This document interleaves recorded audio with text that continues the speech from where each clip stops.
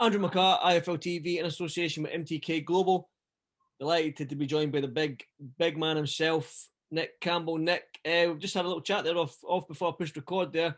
You were meant to fight 2 weeks ago, I believe it was, but you're Saturday. So first and foremost, how's it been? How was the thought process during the cancellation of that fight, and now getting on a match from show on Sky Sports? At the time, my manager Mark gave me a call and he says, "Big man, I've got terrible news. The board aren't allowing you to go across to Belgium. You can't make your debut abroad. It's board regulations." So I was devastated. Obviously, I put in a really hard training camp, 10, 12 weeks. Knocked my pan in and was buzzing. Really, had put it out there that the fight was going ahead, everything was rocking and rolling, and then to have the rug pulled from underneath you. Nobody's fault. The rules are the rules, and everything's a bit crazy at the moment anyway. So you've got to be prepared for that. So I just kind of dusted myself off, got straight back into my, training, just keeping myself ticking over. And Mark said to me, "Look, I'm going to try and sort something for you as soon as possible." And a couple of days later, he said he'd had a chat with Eddie, who he's got a great relationship with, and that he thinks he might be able to get me on the 10th of April. So I kind of kept it close to my chest, obviously with what happened the first time, and obviously, I wasn't really expecting to make my debut on a matchroom undercard, and a massive matchroom undercard at that. So, it was pretty like I'm there. I didn't really know what to say, so I was buzzing. That's it. It's that positive mindset. If you stay positive, then good things will happen. That's basically what you did. You said you just dusted yourself off after getting your debut cancelled out in Belgium. Dusted yourself off. Mark doing what Mark does, works hard, managed to get you on the Eddie Hearn show. But on the show, you're fighting Peter, what's his name? Peter Froelich or something like that. He's from the Czech Republic. Now, he's only been stopped 11 times out of 30 losses. Do you know what I mean? So, yeah. I mean, he's durable. Are you hoping to get in there and get him out of there and stop him? Listen, like I said to you the first time I spoke to you, I got into this to make a statement. I'm not here to, be a spectacle or, I'm in here to do the business, do the damage and get in and out. So I mean, listen, if I can't beat a guy like this, I may as well chuck it. So no disrespect to him, all the respect in the world. He's getting in there, he's stepping through the ropes, but I'm in there to do a job, look good. There's no better stage to make your debut. So we're going in there to do the business, look good doing it, and massive respect to my opponent for coming over, and can't wait to get in there and dust it up with him. I said the heavyweight scene right now, though, Nick, is booming again. I think I said to you this last time I spoke to you. I mean, we've just had Dillian White get the revenge over Povetkin. We've got Chisora Parker coming up on May 1st. Yeah. We're seeming to get closer and closer every day, from Tyson and Joshua getting it on. Mm-hmm. You know what I mean? It's Andrew Ruiz is making his comeback. I mean, the heavyweight division right now is booming, man. So you must be itching to get going. Even last weekend, I mean, like you say, we had Dillian White, avenging his loss against Povetkin in devastating fashion. I think we had the week before that, the night before that, we had Big David Adderley. Mm-hmm. Nathan Gorman was out on the Saturday. Fabio Wardley was on the undercard. Nick Webb and Pfeiffer. So there's so many lads kicking about. Decent, with Big Nick Webb, he had a fantastic. He was the underdog in that fight. And he went out and done the damage. So I was delighted for him. I met him down in Brighton when I was down training with Scotland back in August last year. I mean, the heavyweight division buzzing. Like, there's so many good fighters. There's so many good battles ahead. Like, so many good matches to be made. And I'm just happy that I'm getting in at the start of it and seeing where we can go. The thing is, Nick, as well, is right now we don't know what's going on in this pandemic and stuff like that. So how eager are you to get pushed forward? I mean, you're saying no disrespect to your opponent on Saturday night, but if you can't get rid of him, then you shouldn't be in the game. But you're confident you're going to get rid of him. But I'm thinking, are you wanting to be progressed a little bit faster because of sort of like your amateur background and stuff like that? Because you were a very good amateur for Scotland, boxed for Scotland all over the world. You've sparred some of the best fighters in the world and stuff like that. So are you eager to get progressed a little bit faster than most to get to that level? Yeah, I mean, it's all about calculated risks, isn't it? I mean, it's about taking the right fights at the right time. But I mean, listen, I'm not young. I'm not old.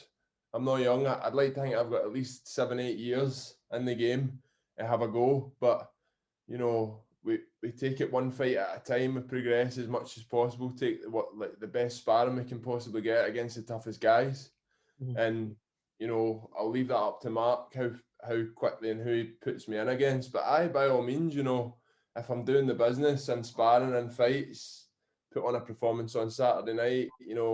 Just keep moving, keep going, keep trying to get as many fights as possible on many shows as possible, and develop as quickly as possible. That's the best way to do it. So without a doubt, like, we're not wanting to go a million miles an hour, but we don't want to go slow either. Definitely. I mean, do you feel any added pressure being on Sky Sports? Because your debut was going to be out in Belgium, maybe a little bit under the radar, so to speak. Not many people might know what's going on over there, and you're fighting over there. But all of a sudden now, Conor Benn on the card, Sky Sports, Saturday night. Do you feel any sort of like pressure that them cameras? There's going to be no crowd there, obviously, but do you feel any pressure that the Sky Sports cameras will be on you? I think if you didn't, you shouldn't. You're in the wrong game. Do you know what I mean? Like the pressure is what makes you perform. I always remember when I was playing rugby, especially at higher levels on Sky Sports and stuff like that, in the European Cup for Glasgow. You always felt that pressure. Don't get me wrong; it's a different environment, a different arena. Sport this one, it's you on your own sort of thing, isn't it? Exactly, but at the same time, nerves and pressure is what makes people perform. If you've not got those nerves and you don't feel that pressure, like I say, then it's probably not a good idea to step through the ropes. So I thrive on it. I'm looking forward to it. And listen, how many guys would kill for the opportunity I've been given to make my debut on a Matchroom card. So I can't look at it like, oh, I'm nervous. I've got to look at the nerves and go, that's brilliant. We'll carry that with us and we'll put on a show and we'll get our name out there. So 100%. And Scotland's been screaming out for that heavyweight, mate. Scotland needs the heavyweight.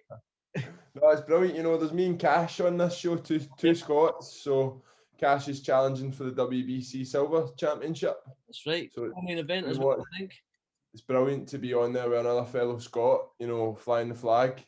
So now I'm buzzing. I'm buzzing about it. Buzzing for the country, like buzzing to get out there and represent my country. Not in an official capacity, but I'm Scottish, so exactly. Let's do it. Yeah, I think everybody knows now that I'm a biased jock anyway, so there's no point in the fact that I'm doing this.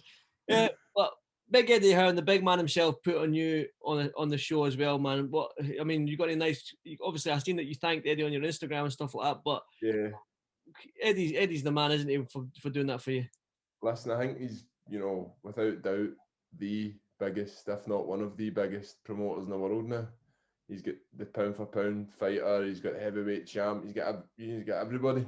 He's got the biggest promotions company in the world, arguably. So to be involved in that is incredible. I've got to thank my manager Mark as well. He is relentless, and I'm pretty sure he never stopped annoying Eddie until he got me to agree to it. But I can't thank him enough for giving me that opportunity. And it's just amazing. Like I say, I can remember watching Conor Benn's debut on Sky Sports. I can actually remember don't know if you were there when Ricky Burns won his third world title. I was there. I was at that, and Conor Benn was on the undercard. My pal Stuart was supposed to, he was a floater on that, never got on. But I remember watching Conor Benn, and I was still playing rugby then. And I would never have imagined that now I'm making my debut on the undercard, like he's headlining. It's just crazy. So there's something to take Conor when you see him in the hotel, when you go into I know, I will need to tell him. I actually remember sitting behind him at it was the press conference, because I went there to watch Stuart, and I was sitting behind him in the crowd before the press conference started, and I was taking it all in, and like, oh, wow, do you know what I mean? So it's amazing. It's absolutely amazing. Like, what an opportunity. What an opportunity. And we bit backstory to it as well. Do you know what I mean? I've watched the guy fight before. Now I'm on his undercard. It's something else. Mate, I'm over the moon for you, mate. I'm so happy that you managed. And Mark, I was with Mark in the bubble for when Highland was fighting MTK show a wee while back. Mark came in the bubble, and I mean, I was sitting away and I could hear him saying, I got this big heavyweight, big Scotsman, man. Oh, he can bang, he can bang. And I was like, yeah, Mark, you talking about Nick? He went, I'm sure I am. So he's bigging you up no matter where he goes. Bigging you up. Listen, he's an absolute maniac. You know what I mean? He never stops working. He's mad. I can't keep up with him. But he's got my best interest at heart, and he's doing everything he can for me to get me places.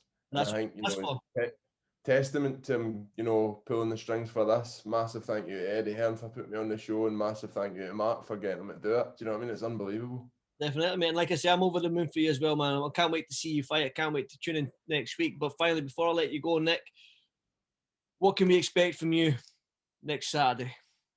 Listen, like I said, I want to put on a professional performance. I don't want to go out there and, you know, just go swinging. That was the point. You know, I don't want to let the excitement get to me. I want to go out there, practice what I've been doing, work on the combinations we've been working on, put on a good show. Like I say, get this guy out of there, hopefully. Well, definitely. And on to the next one. Make a statement, get my name out there, and let's start the journey. Let's do it, mate. Let's do it. Well, Nick, stay safe, brother. Enjoy the bowl. Enjoy fight week. Enjoy the weigh-in. Enjoy everything that comes with it. And good luck Saturday night. And I'll be tuning in, brother, man. But keep flying the flag, my man. Andrew, pleasure as always. Thank you. Anytime, my brother. Anytime. Good luck. Cheers, mate.